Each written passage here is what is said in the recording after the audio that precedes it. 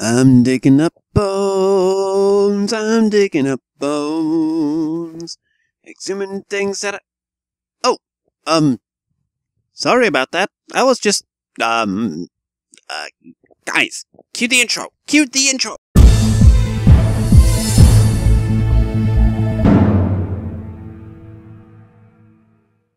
Good morning and welcome to Archer Versus. Today, I'll be tackling another suggestion.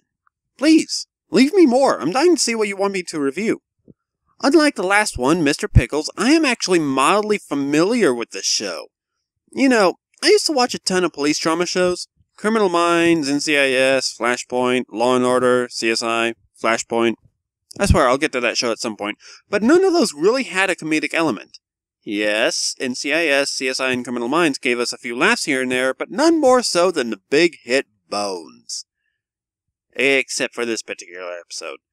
The episode we're going to be taking a look at is Aliens in a Spaceship, where kinda geeky forensic expert Temperance Bones Brennan and her FBI, let's say love interest for now, as they hook up later on, Agent Seeley Booth have to contend with a terrible serial killer. Well, what are we waiting for? This is Aliens in a Spaceship. We start off with Brennan in a pitch-black car.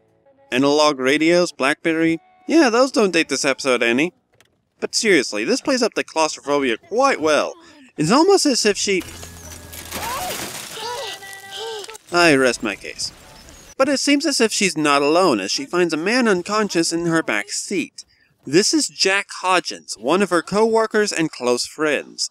We see he's beaten up pretty badly. Brennan realized who caused this. A noted serial killer called the Gravedigger.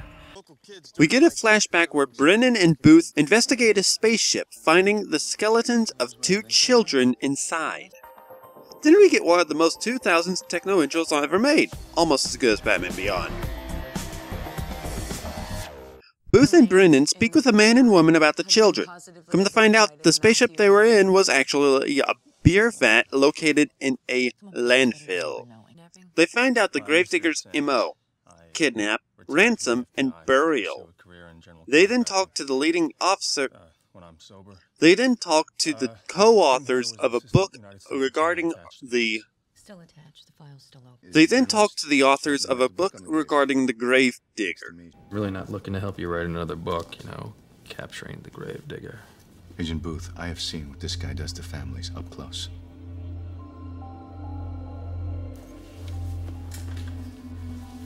You know what? Dislike me as much as you want, but I'm still gonna help you because I want this bastard caught. Back at the lab, they find that a stun gun was used on one of the twins, but not the other. They also had picked up trace elements of vehicle exhaust, telling Brennan that they were abducted in an underground parking lot. I see the irony. The FBI has a meeting with the victim's family, but Brennan gets a text.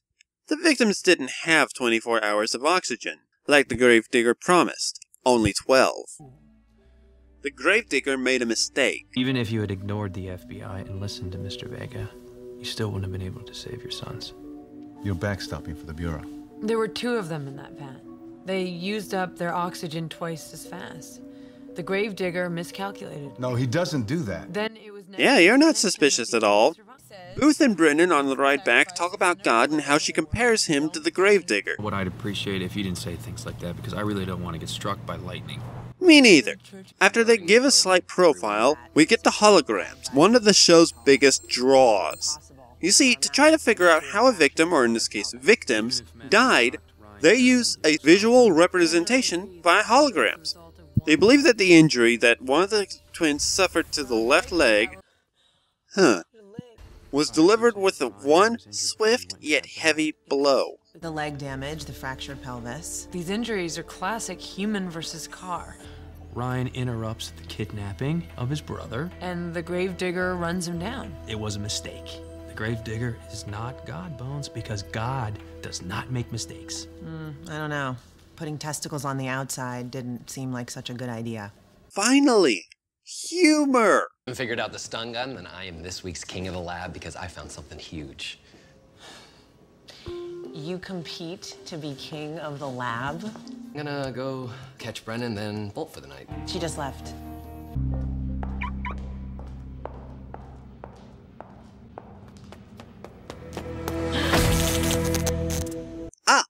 I know who the Gravedigger is.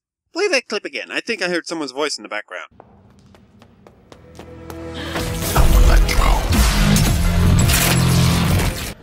Hodgins goes to the assaulted Brennan, but hey, I see the light. Booth and Camille, Brennan's boss, are out on a date. I know I said that Ruth and Brennan get together, but this was season 2, not season 5. But the good times are soured with one single phone call. Temperance Brennan and Jack Hodgins have been buried alive. Wire transfer $8 million to the following Grand Cayman account, or they will suffocate to death. We wind up back at the beginning with Brennan binding Hodgins' leg.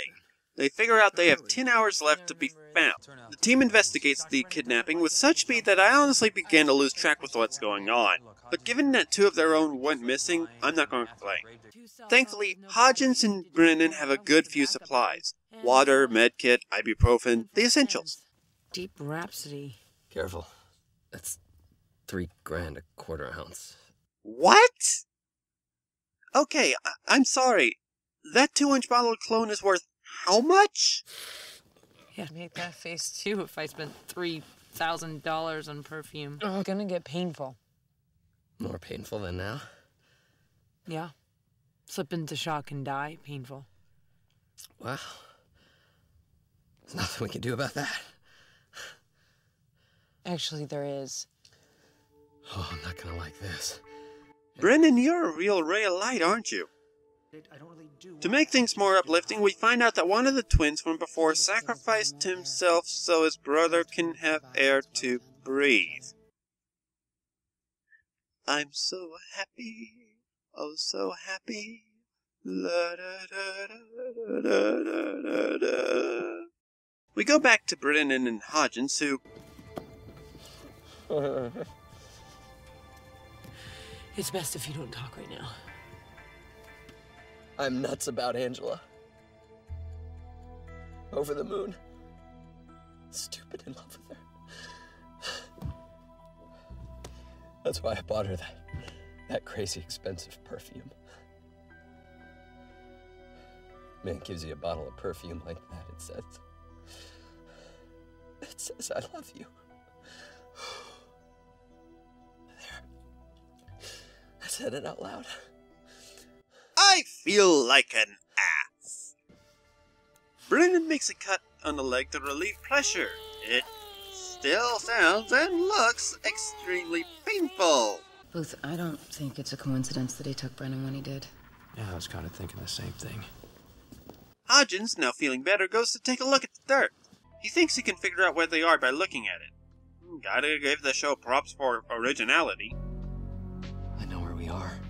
Booth talks with the co-author of the Gravedigger's novels, and did I forget to mention that Booth likes bones? Here's the deal, right? You have a relationship with this guy, what they call symbiotic. You benefit from each other. So know this, huh? That deadline comes around and my partner is still in the ground, I will end you. Someone ran me down with a car. We knew that already. Yeah, but now we've proved it, and I find I'm really annoyed. Oh yeah, because annoyance would be the first emotion I'd feel if I found out I got hit with a car. By wiring the phone up to the car, they are able to send a short text message. Eggheads, work it! Booth, they're not cops. Yeah, we're running out of time. Minor correction. Dr. Brennan and Hodgins will run out of air in 4 seconds. We are out of time.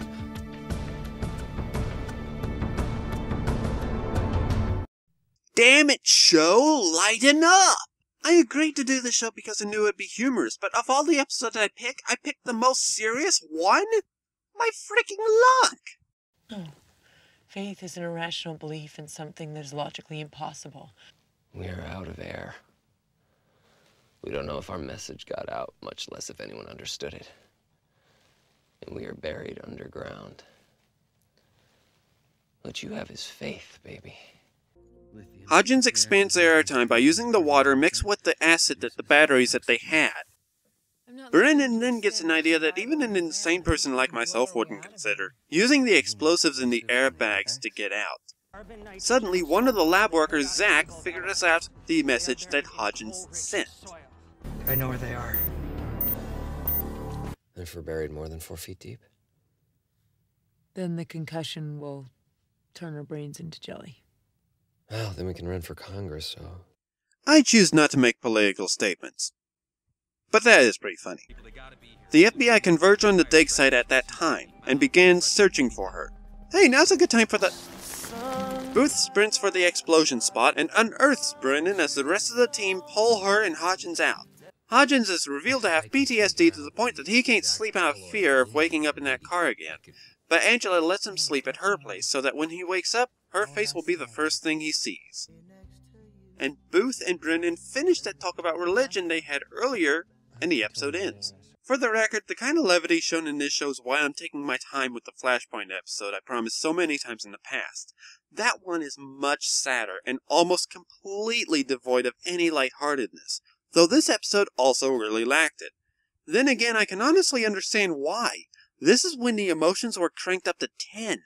Booth, Brennan, and Hodgins gave excellent performances, and the story is actually very touching. Also, the setup was brilliant, and anyone who enjoyed the movie Buried with Ryan Reynolds will also end up liking this one as well.